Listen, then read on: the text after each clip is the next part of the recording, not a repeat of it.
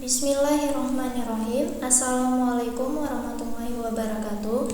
Perkenalkan, nama saya Sawarina Putri. Saya dari jurusan Pendidikan Matematika, Fakultas Tarbiyah dan Ilmu Keguruan IAIN Wangsa. Di sini saya akan memenuhi satu buah tugas saya, yaitu dari dosen pengampu Bu Feni Anggraini, yaitu tugas workshop pembelajaran matematika. Materi saya hari ini yaitu tentang peluang. Sebelum kita masuk ke peluang, kita harus tahu apa itu tujuan peluang. Yang pertama, siswa mampu menjelaskan konsep peluang. Siswa mampu membuat dan mengambil keputusan yang tepat. Dan yang ketiga itu, siswa mampu untuk berpikir hal yang akan terjadi. Kompetensi inti. Kompetensi intinya karena sudah banyak yang sama semuanya, jadi kita bahas dua aja. Menghayati dan mengamalkan ajaran yang dianut. Menghayati dan mengamalkan perilaku jujur, disiplin, dan tanggung jawab. Langsung aja masuk ke kompetensi dasar. Menghayati dan mengamalkan ajaran agama yang dianut. Memiliki inovasi internal, kemampuan kerjasama, konsisten, sikap, disiplin. Langsung aja kita masuk ke sejarah peluang. Sejarah peluang. Teori peluang adalah sebuah ilmu matematika yang dipopulerkan oleh Blaise Pascal dan dikembangkan oleh Pierre de Fermat pada abad ke-17. Banyak sekali bidang kehidupan sehari yang tidak bisa lepas dari teori peluang. Cerita lahirnya teori peluang dimulai ketika tahun 1654. Seorang penggemar matematika yang bernama Chevalier de Marie bertemu dengan Blaise Pascal dalam sebuah perjalanan. De Marie menanyakan banyak persoalan matematika kepada Pascal, sehingga sebuah pertanyaan yang akhirnya dibutuhkan waktu sekitar 2 tahun untuk Pascal menjawabnya. Langsung aja kita masuk mengenal tokoh-tokoh peluang. Teori peluang awalnya diinspirasi oleh masalah perjudian. Awalnya dilakukan oleh matematikawan dan fisikawan Italia yang bernama Girolamo Cardano. 1501 sampai dengan 1576, Cardano lahir pada tanggal 24 September 1501. Cardano merupakan seorang pejudi pada waktu itu. Walaupun judi berpengaruh buruk terhadap keluarganya, akan tetapi judi juga memacunya untuk belajar peluang. Di sini peluang terbagi 3. Yang pertama, percobaan, ruang sampel. Peluang menghitung suatu kejadian. Ini materi yang kita bahas hari ini. Yang pertama, peluang. Apa itu peluang, anak-anak? Peluang adalah cara untuk mengungkapkan pengetahuan atau kepercayaan bahwa suatu kejadian akan berlaku atau telah terjadi. Pertama, kita masuk ke percobaan. Sifat dasar percobaan. 1. Setiap jenis percobaan mempunyai kemungkinan hasil atau peristiwa atau kejadian yang akan terjadi. Yang kedua, hasil dari setiap percobaan secara pasti sulit ditemukan. Ilustrasinya, percobaan melempar satu keping mata uang logam, kemungkinan hasilnya itu muncul gambar G atau angka A. Yang kedua, melempar satu buah dadu itu sama dengan kemungkinan hasilnya muncul mata 1, 2, 3, 4, 5, dan 6. Yang kedua, ruang sampel. Ruang sampel S adalah kumpulan dari hasil yang mungkin terjadi dari suatu percobaan. Titik sampel adalah anggota-anggota dari ruang sampel, sedangkan kumpulan dari beberapa titik sampel disebut kejadian. Banyaknya ruang sampel disimbolkan dengan N (S). Contohnya, tentukan ruang sampel dari S kurawal A, G, G, A, G, G, A, G,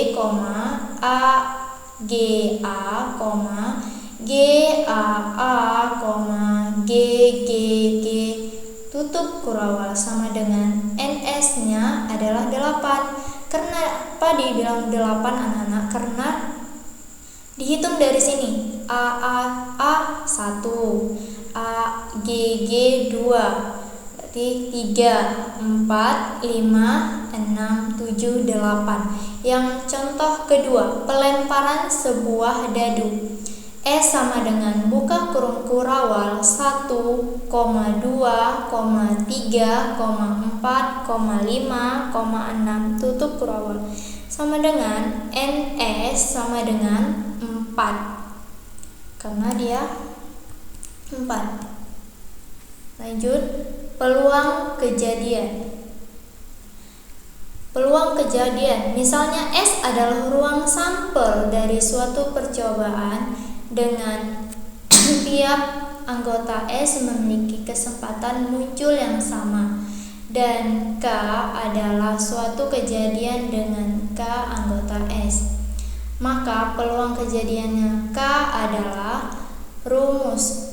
Peluang kejadian rumusnya yaitu P buka kurung K tutup kurung sama dengan N buka kurung K tutup kurung per N buka kurung S tutup kurung. Apa yang dimaksud dengan NK? NK ini adalah banyak anggota dalam kejadian K. Sedangkan NS ini adalah banyak anggota dalam himpunan ruang sampel. Contohnya, sebuah dadu dilemparkan undi 1 kali. Peluang muncul angka bilangan prisma adalah, kita cari dulu ruang sampel dadu yaitu S1, 2, 3, 4, 5, 6. Yang kedua, maka NS-nya 6. Muncul angka prisma K sama dengan 2, 3, 5. Maka NK-nya adalah 3. Sehingga peluang muncul angka bilangan prisma yaitu PK sama dengan NK per NS sama dengan, ini kan tadi NK-nya 3, jadi dipindahkan ini menjadi 3. Ini NS-nya 6. Jadi di sini jadikan 6. 3 per 6 sama dengan 1 per 2. Langsung kita masuk ke peluang komplement dari suatu kejadian. PK adalah peluang kejadian K dan P buka kurung KC sama dengan PK adalah peluang kejadian bukan K. Maka berlaku rumusnya yaitu PK ditambah PKC sama dengan 1. PKC sama dengan 1 dikurang PK. Contohnya, langsung kita masuk ke contoh. Contohnya yaitu peluang Rina lulus ujian matematika adalah 0,89. Maka peluang Rina tidak lulus ujian matematika adalah, langsung kita jawab, K. Kejadian Rina lulus ujian matematika 0,89. Lalu kita masukkan KC-nya. KC-nya kan di sini dibilang tidak lulus ujian matematika. Yang ditanyakan KC, kejadian Rina tidak lulus ujian matematika. Ya udah, baru kita cari. Peluang Rina tidak lulus ujian matematika sama dengan PK sama dengan 1 dikurang PK sama dengan 1 dikurang 0,89 sama dengan 0,11. Langsung kita masuk ke frekuensi harapan. Frekuensi harapan adalah banyaknya kejadian yang diharapkan dapat terjadi pada suatu percobaan. Jika suatu percobaan dilakukan banyak kali dan nilai kemungkinan terjadi K setiap percobaan, maka PK, maka frekuensi harapan terjadi adalah, contoh, sebuah dadu dilempar sebanyak 120 kali, maka frekuensi harapan munculnya mata dadu faktor dari 6. Langsung kita jawab. S sama dengan buka kurung kurawal. Berarti kan ini mata dadu faktor dari 6. Berarti kita buat di sini 1, 2, 3, 4, 5, 6 menuju panah. NS sama dengan 6. K faktor dari 6 sama dengan 1, 2, 3, 6. Kurawalnya jangan lupa. Panahnya N sama dengan A sama dengan 4. N sama dengan banyak lemparan, lemparannya berarti 120. PK sama dengan NK, NK kan udah diketahui tadi 4. Lalu NS nya udah diketahui 6, berarti 4/6 sama dengan 2/3. Sehingga frekuensi harapan muncul faktor dari 6 adalah PH buka kurung K tutup kurung sama dengan N dikali P buka kurung K tutup kurung sama dengan 120 dikali 2/3 sama dengan 80 kali. Ini rumusnya tadi hampir lupa. Rumusnya FH buka kurung K tutup kurung sama dengan N dikali P buka kurung K tutup kurung. Langsung kita masuk ke soal. Ada sebuah dadu lalu dilempar sekali. Tentukan peluang munculnya mata dadu 6 kali. Langsung kita jawab. Berarti kalau 6 mata dadu, banyaknya titik sampel dari NS sama dengan 6. Titik sampel dadu bernilai 6. N buka kurung A tutup kurung sama dengan 1.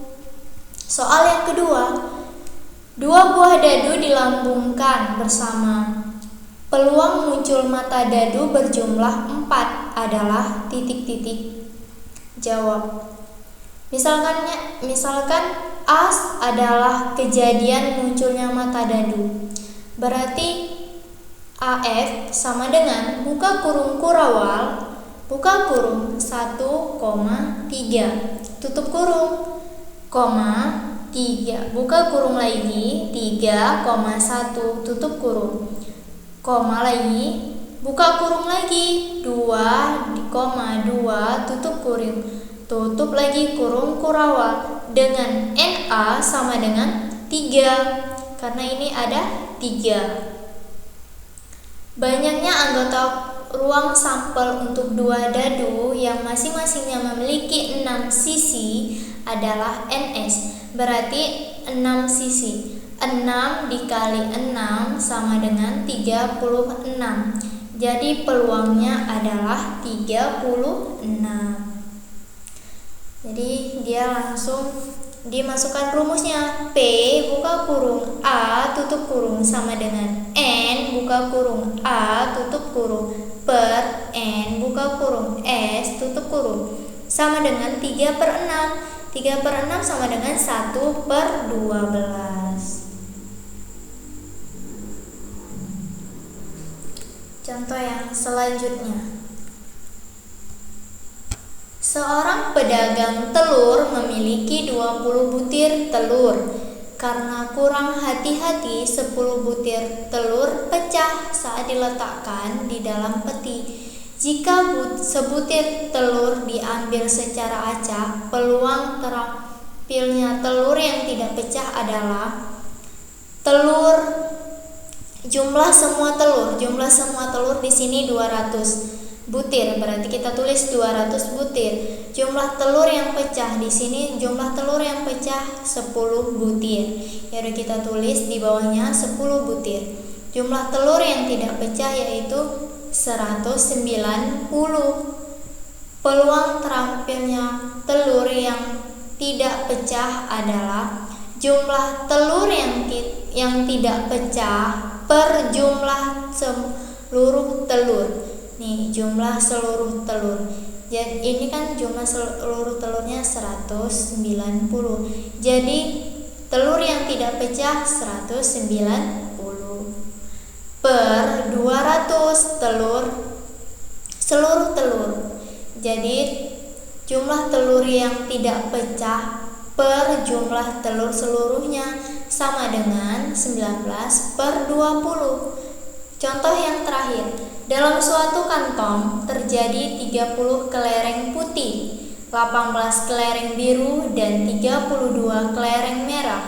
Jika dari saat kantong tersebut diambil satu kelereng secara acak, peluang terambil kelereng merah adalah, misalkan M menyatakan kejadian terambilnya kelereng merah dan kantong itu. Jadi kan banyak kelereng merah dalam kantong itu, N buka kurung M, banyaknya kelereng merah. Banyaknya kelereng merah berarti 32. Masukkan 32. Banyak seluruh kelereng adalah NS sama dengan banyak seluruh kelereng. Terdapat kelereng putih 30 ditambah lagi 18 ditambah lagi 32 sama dengan 80. Jadi peluang terambilnya butir kelereng adalah buka kurung P buka kurung M tutup kurung sama dengan N buka kurung M tutup kurung per N buka kurung S tutup kurung sama dengan 32 per 80. 32 per 80 ini sama dengan 0,32. Sekian hasil pembelajaran kita hari ini. Lebih dan kurang saya mohon maaf. Dan saya akhiri, wabillahi taufiq walhidayah. Wassalamualaikum warahmatullahi wabarakatuh.